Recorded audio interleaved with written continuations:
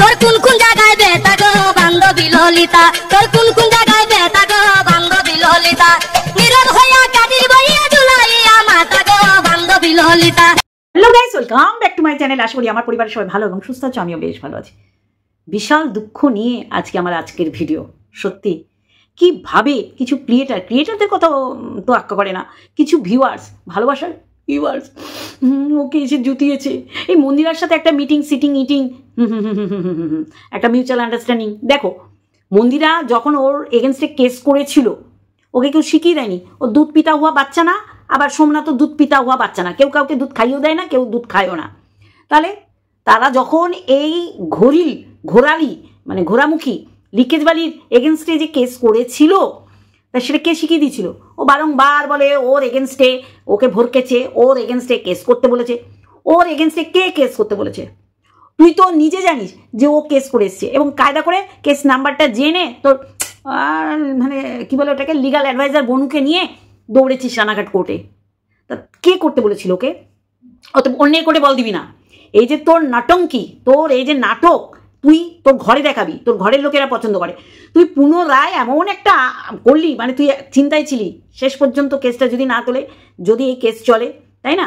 অনেক ধার দেনা, মানে অনেক টাকা ঢুকে গেছে না তোর ওই কমোডে, তোর ওই গিজারে, তোর ওই রান্নাঘরে, মডুলার কিচেনে। এরপরে যদি কেস চলে, তারপর ওরকম খড়গ ঝুলছে মাথার উপর, তাহলে করবিটা কি?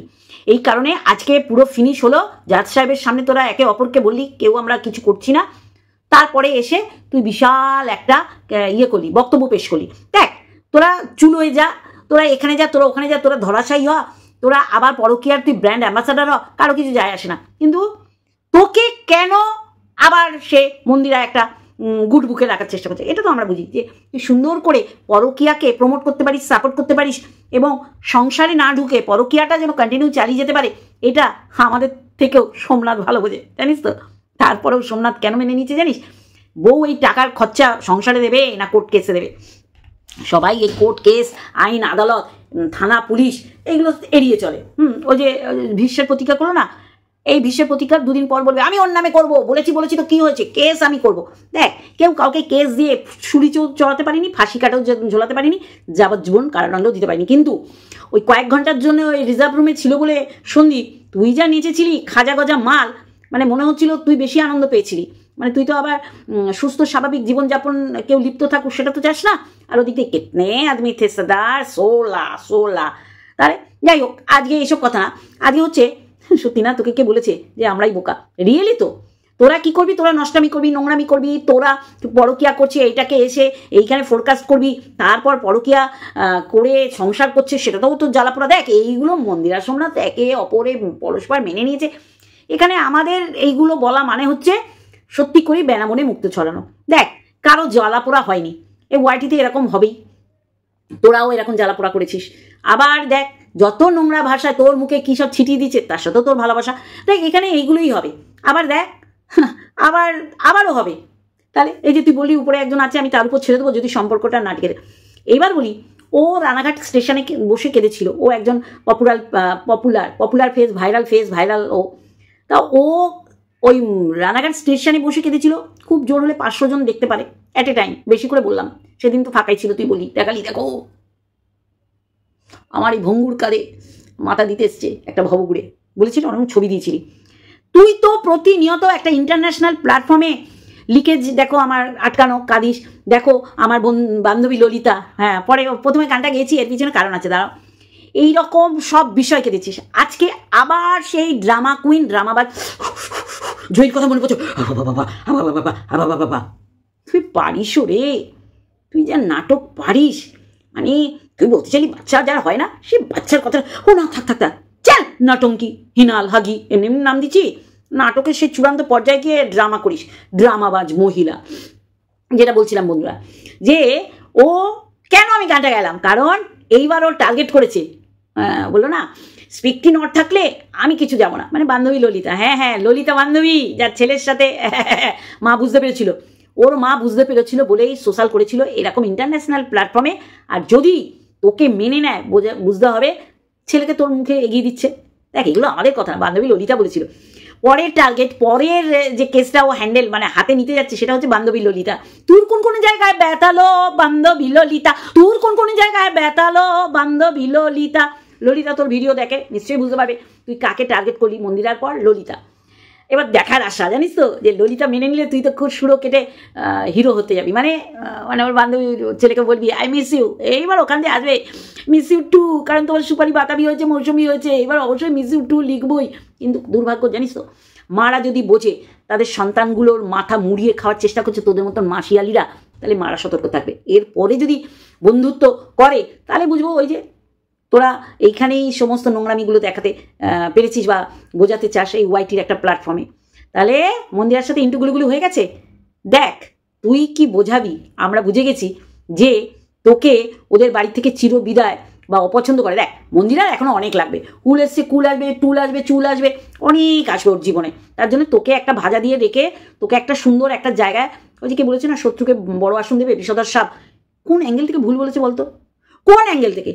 জয়ী থেকে আরম্ভ করে, জনি থেকে আরম্ভ করে মন্দিরার শ্বশুর শাশুড়ি, মন্দিরার ননদ, মন্দিরার মা বাবা, কাকে বাদ রেখেছিস? আর সোমনাথকে সবার উপরে রেখে রোজ ওকে একেবারে ঝেড়ে কাপড় পরিয়ে দিয়েছিস। আমি বলতে চাইছি কি, এই যে তুই গেলি না, এই যে এতক্ষণ চুপ করে বসেছিলি, কি বলি ভয়েস ওভার দিচ্ছিলাম, হাইকোর্ট দেখাও। তোমার হয়ে গেছিল, তুমি বসেছিলে বা তুমি করনি, কারণ তুমি বুঝে গেছো এর আগের বার শাশুড়ির সাথে জাপটা জাপটি, ল্যাপটা লেপটি, হামি চুমা হাগাহাগি করে অনেক ক্যাপচার করে এনেছো ফটো। এইবারটা ওরাও জানে এই লাল লাল খাসির ঝোল খাওয়ানো শেষ। এই যে টিফিন কারি আনিসনি, তার মানে তোর আবার যাওয়ার ইচ্ছা। আমি শুধু অবাক হয়ে যাই। না না না, ঠিক আছে ঠিক আছে। দেখ মন্দিরা যেমন মন্দিরা তো খুঁজে খুঁজে সব বার করবে, ঠিক তোকেই বার করেছে। দেখ তুই যেমন হিনাল হাগি, আর ওটাও তো মার্কা মারা হিনাল, মানে ও তোকে এইভাবে ঠান্ডা রাখলো বা তোর সাথে বন্ধুত্ব করলো। দেখ তোর আর মন্দিরার বন্ধুত্বতে আমার মনে হয় না বেবুশেকগুলো ছাড়া কেউ আনন্দ পাবে, কেউ পাবে না। কারণ তোরা কটা হাতে গুনা বেবুসে ছাড়া ওয়াইটি পুরো পরিশুদ্ধ। তাহলে তোদের এই মিলে কেউ মনে হয় আনন্দিত হবে না। বরঞ্চ এইটা জেনে রাখ, এই হুলের পর কোনো চুল টুল মূল কুল আসবে, সেইটার বিষয় যেন তুই বলতে পারিস পরবর্তীকালে, সেই জন্য তোকে এইভাবে মানে ম্যানেজ করে রাখলো। আর সোমনাথ ওই যে বারবার ঘুঘু তুমি খেয়ে যাও ধান, আমি তো কোনো ঘুঘুকে পারিলাম না ধরিতে, এটা হবে সোমনাথের অবস্থা। বুঝেছো? আজকে ও জানে যে এই শয়তান মেয়ে ছেলেটা আমার মাকে প্রতিদিন বেশ্যালয়ে পাঠিয়েছে, মানে জয়ীর কথা বলছি। তারপরেও ওর মাকে দেখছে হামি চুমা চাটি করে খাওয়াতে। এবার তো সত্যি করে সোমনাথের মা ওকে পাত্তা দেয়নি, নাতি নিয়েই ব্যস্ত ছিল। সোমনাথের বোন তো সীমানায় আসেনি, ওই হঠাৎ করে চলে গেছে সবজি কাটছে, তাকেও দেখছে না। এইগুলো থেকে তো বোঝা যায় এবার মন্দিরার সাথে তোর দহরম মহরম, মন্দিরার স্বার্থ জড়িয়ে আছে, তোর স্বার্থ জড়িয়ে আছে। তবে মন্দিরা কাঁদলেও কি, হাগলেও কি, পটি করলেও কি, বমি করলেও কি, সমস্ত কিছুই ওর চ্যানেলে ভাইরাল হয়ে যায়। দেখ নোংরামো করতে বেরিয়ে গেছিল, নোংরামো করে এসে আবার সংসার করছে, তারপর তোকে মেনে নিয়েছে, যার কারণে সংসার ভেঙে চুরচুর হয়ে গেছিল। দেখ ও দুধ পিতা হওয়া বাচ্চা না যে ও সংসার ভেঙে চলে গেছে তার পিছনে পুরো তুই দায়ী না। তবে 55 তো আছিস তুই, আর ও আছে, আর আছে ওই যে কি জন্য ওর নাম ফারিয়া। তাহলে আজকে দেখ তোর কি মানে করুণ দশা, যে তুই মন্দিরার ওই বেডরুমে বসে আছিস কিন্তু শাশুড়ির কাছে যেতে পারছিস না, কিন্তু মানুষকে বুঝিয়ে দিলি হ্যাঁ আমি যেতে চাইনি। চলবে? ঝুটি ফকিরা, মিথ্যেবাদী, জোচ্চোর, ফেরতবাজ, 420 আমরা বুঝছি, আর তুই সেটাকে মিথ্যে প্রমাণিত করবি।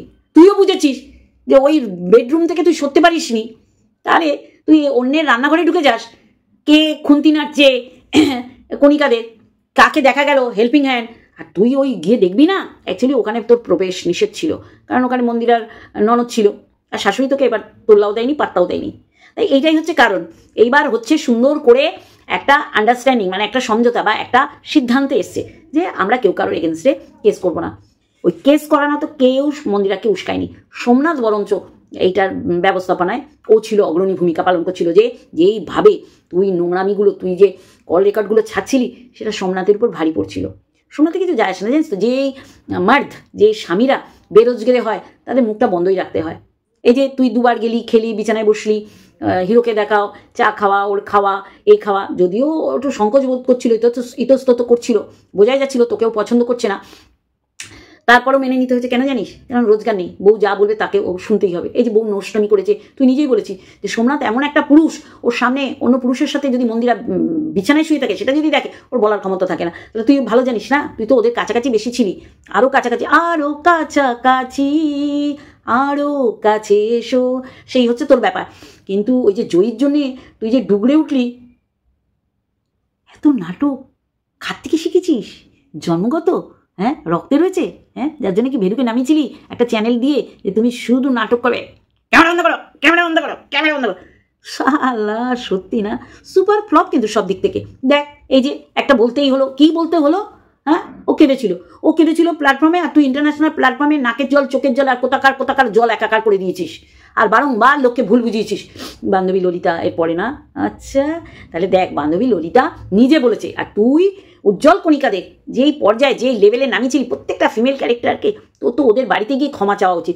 যদিও ওরা ক্ষমা করবে না, তুই জানিস ভালো করে, যার জন্য 2, 3 বার 4 বার 5 বার করে নানান দিক থেকে প্রস্তাব দিয়েছিলি। যদি একবার MSLদের পক্ষ থেকে একবার যদি এরকম পতাকা নাড়ানো দেখতিস, তাহলে দৌড়ে যেতিস। সে গুড়ে বালি, তুই যেইভাবে ওদের চরম লেভেলে নিয়ে এসছিস, সেই গুঁড়ো থেকে বুড়ো আর বুড়ো থেকে গুঁড়ো, তোর শাস্তি তো আছেই ভাই, শাস্তি আছেই। তো পাপ করবি, তোর কর্মফল তুই পাবি না? তো কর্মফল তো তুই পাচ্ছিস, তুই নিজেও জানিস। এই যে সেশনের নামে কি হয়েছে এখনো পর্যন্ত বলতেই পারছিস না, দেখাতেই পারছিস না, বোঝাতেই পারছিস না, তাই না? কিন্তু তুই বলে দিচ্ছিস যে আমার আর এখান থেকে কিছু পাওয়া নেই, আমি বলে দেবো।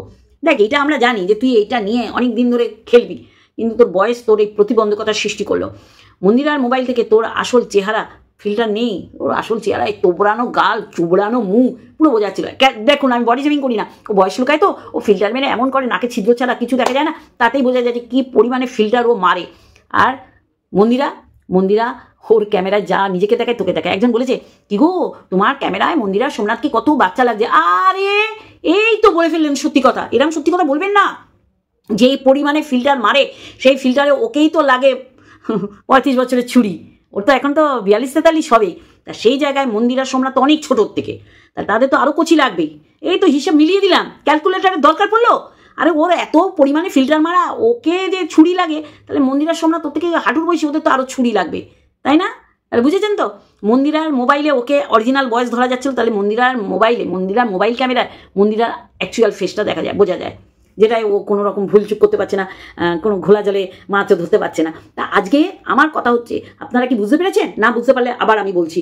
মন্দিরার পর ওর সেকেন্ড টার্গেট হচ্ছে বান্ধবী ললিতা, তোর কোন কোন জায়গায় ব্যথালো বান্ধবী ললিতা, তোর কোন কোন জায়গায় ব্যথালো বান্ধবী ললিতা। বললো যে আমি তো আমার তরফ থেকেই করবো না, সে যদি স্পেক্টি নট থাকে তাহলে আর কি করবো। ও মা গো, সুশুরি দিচ্ছিস?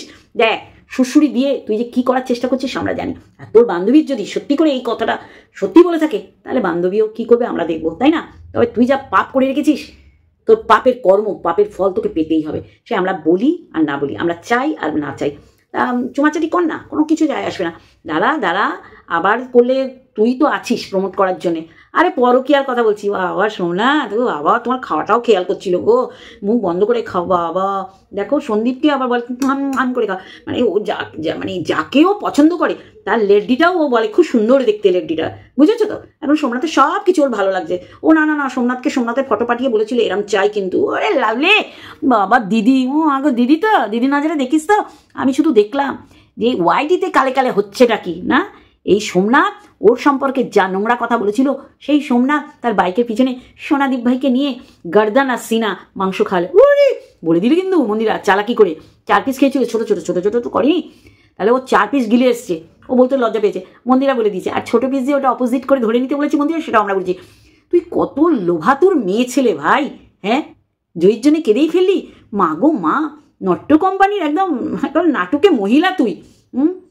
আর আমি বান্ধবী ললিতাকে টার্গেট করছি। বান্ধবী ললিতাও দেখবে, দেখে ভাবে হ্যাঁ যদি পারি করবো। আর যদি ওই মিস ইউ 2 শুনতে চাও, তাহলে বান্ধবী ললিতা আসবে, ঠিক আছে? আসবে না কি বন্ধুরা? হ্যাঁ বাবা, মন্দিরার সাথে ওর মিলমিশ কত ধরন করে বললো। বাবা, যারা ভালোবেসে পজিটিভ করেছো তারা আমার আপন, রিয়েলি। আর যারা ওই মন্দিরার পরকীয়াকে সাপোর্ট করে প্রমোট করতে গেছিলি, তখন কিন্তু প্রচুর দর্শক, প্রচুর তোর ভালোবাসার যাদের তুই বলিস ভালো ভিউয়ার্স, তারা বারণ করেছিল। তুই বলেছিলি যাও এখান দিয়ে, আমি যাকে মনে করবো তাকে সাপোর্ট করবো। তাহলে হলোটা কি বল দিনি? খারাইলোটা কি খারাইলো ক? আর আমি বজ্জা। চলো বন্ধুরা, আজকে এইটুকুনি, আরেকটা ভিডিওর সাথে অবশ্যই কাল দেখা হবে। Love you all.